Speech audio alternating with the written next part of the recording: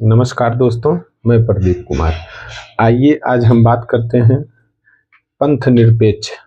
पंथ निरपेक्ष एक शब्द है जो भारत के संविधान की प्रस्तावना में 1976 में जोड़ा गया।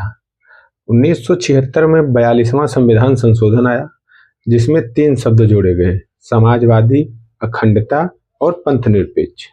तो आज हम बात करेंगे पंथ निरपेक्ष शब्द पे कि पंथ निरपेक्ष शब्द का क्या मतलब है। निरपेक्ष। और आजकल आप लोग देख रहे होंगे कि भारतीय राजनीति में उथल पुथल की स्थिति चल रही है कि धीरेन्द्र शास्त्री जी हिंदू राष्ट्र बनाने के लिए यात्रा निकाले हुए हैं। तो हम इसी मुद्दे पे बात करेंगे, पंथ निरपेक्ष और धीरेन्द्र शास्त्री। धीरेन्द्र शास्त्री,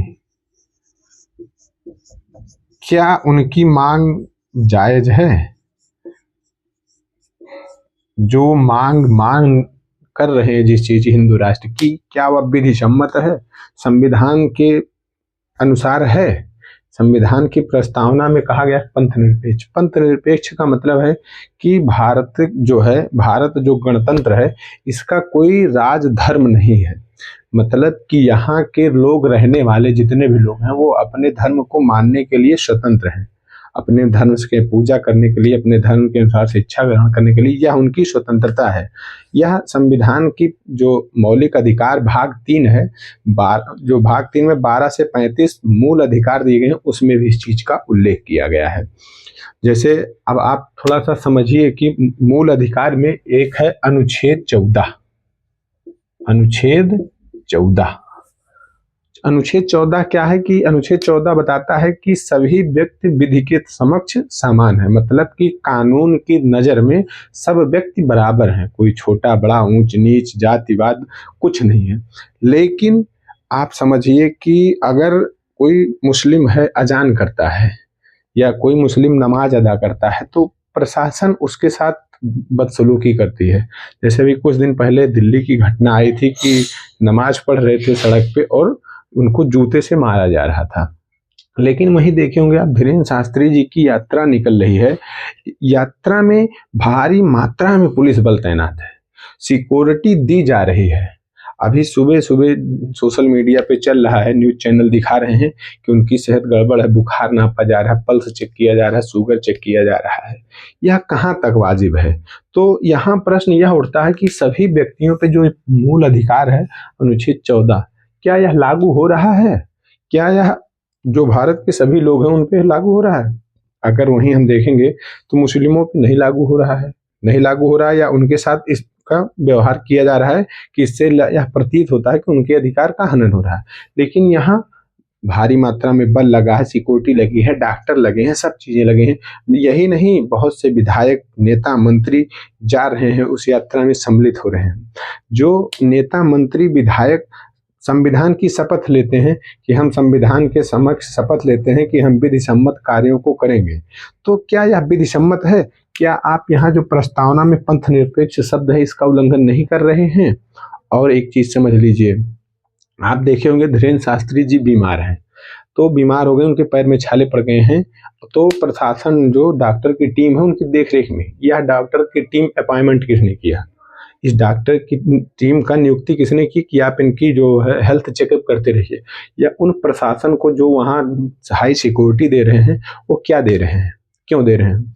थोड़ा सा आप अगर इसको समझिए युवा के परिप्रेक्ष्य में, इलाहाबाद में धरना होता है, बच्चे भूख हड़ताल पे बैठते हैं, तो कोई भी उनको चेक करने नहीं आता कि आपका बीपी लेवल क्या है, आपका शुगर लेवल क्या है, आपकी पल्स कितनी है, आपने कितने दिन से भूख हड़ताल किया, कुछ नहीं।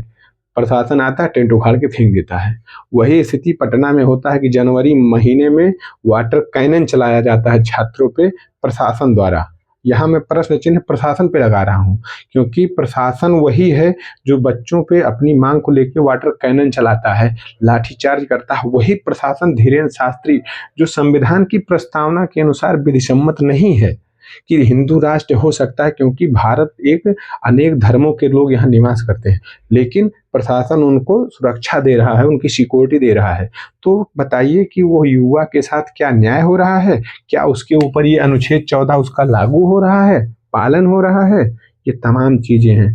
धीरेन्द्र शास्त्री जी कर रहे हैं, ठीक है, अच्छी बात है, लेकिन जो नेता मंत्री विधायक जा रहे हैं, जो अनेक धर्म गुरु जा रहे हैं, क्या वह धर्म गुरु जा रहे हैं, ठीक है, वो अपने धर्म के बढ़ावे के लिए, जैसे मुस्लिम समाज में मौलवी हैं, मुल्ला हैं, वो सब करते हैं, वैसे हिंदू समाज में पंडित पुरोहित हैं, वो करते हैं, अच्छी चीज़ है।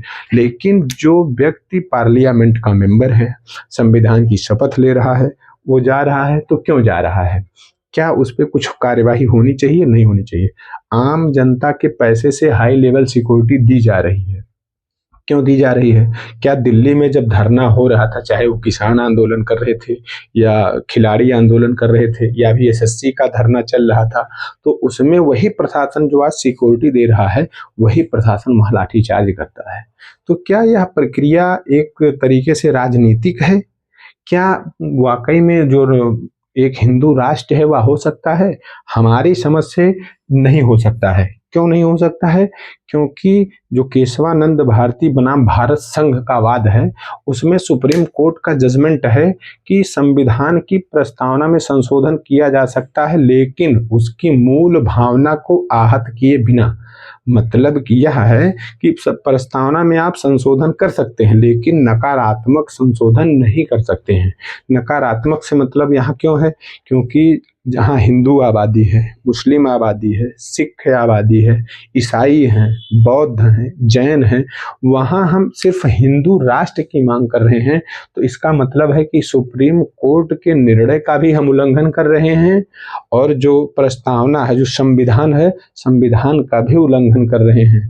और उन नेता मंत्री विधायक या अधिकारी जो संविधान के प्रति शपथ लेते हैं या जो संविधान को लागू करवाने का लिए नियुक्ति होती है उनकी, या उन लोग अगर इसका सहयोग कर रहे हैं, समर्थन कर रहे हैं, तो वह भी एक तरीके से कानून का उल्लंघन कर रहे हैं।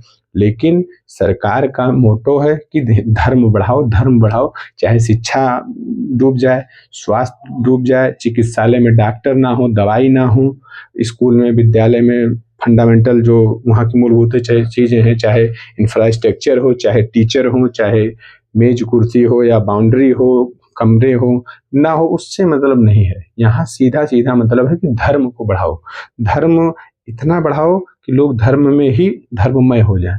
लेकिन आप कितना भी धर्ममय हो जाइए, जब आप बीमार होंगे तो आपको अस्पताल में जाना पड़ेगा, शिक्षा के लिए आपको स्कूल में जाना पड़ेगा। क्योंकि जो धीरेन्द्र शास्त्री जी धर्म की बातें करते हैं, कहते हैं कि हमारा बजरंगबली से साक्षात्कार है, तो अगर वो इनका इतना साक्षात्कार है, तो बीमार होते हैं तो आला जाता है, पैरासीटामोल लेते हैं या जो भी दवाई लेते हैं, डॉक्टर जाते हैं, तो क्यों लेते हैं आप? ये तमाम प्रश्न है जो उठ रहे हैं। धर्म की स्वतंत्रता संविधान के अनुच्छेद 25 से 28 तक है।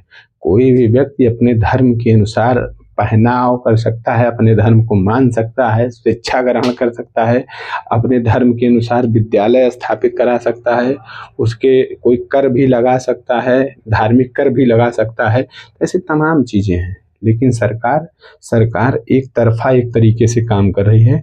वहीं चंद्रशेखर आज़ाद जी विरोध कर रहे हैं कि हम रैली करेंगे, 50 लाख की संख्या में रैली करेंगे और हम संविधान की प्रस्तावना और संविधान को दृढ़ता से लागू करने के लिए आंदोलन करेंगे।